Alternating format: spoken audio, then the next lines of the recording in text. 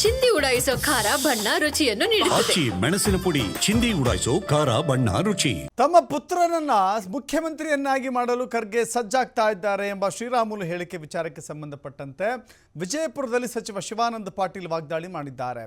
ರಾಮುಲುಗೆ ಅವರ ಪಕ್ಷದಲ್ಲಿ ಏನು ನಡೀತಾ ಇದೆ ಅಂತಲೇ ಗೊತ್ತಿಲ್ಲ.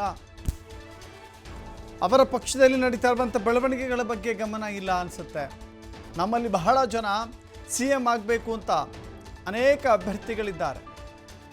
ಆಸೆ ಪಟ್ಟರೆ ತಪ್ಪೇನಿದೆ?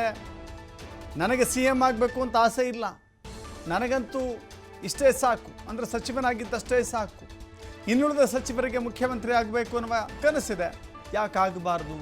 ಆಸೆ ಪಟ್ಟರೆ ತಪ್ಪೇನಿದೆ ಅಂತ ಹೇಳಿ ಸಚಿವ ಶಿವಾನಂದ ಪಾಟೀಲ್ ಪ್ರಶ್ನೆಯನ್ನು ಕೇಳಿದ್ದಾರೆ.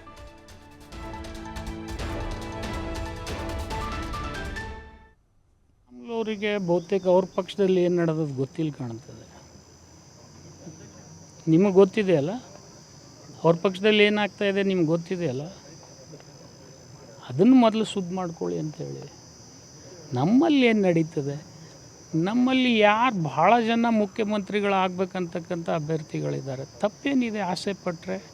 ಆದರೆ ನನಗಿಲ್ಲ, ಇಲ್ಲ ಬೇಡ, ಸಾಕಿಷ್ಟೇ. ಜಿಲ್ಲೆಗೆ ಬೇಡ, ನನಗಿಷ್ಟೇ ಸಾಕು. ಬೇರೆಯವ್ರಿಗೆ ಏನು ಆಗಿದೆ ಗೊತ್ತಿಲ್ಲ, ನನಗಿಷ್ಟೇ ಸಾಕು.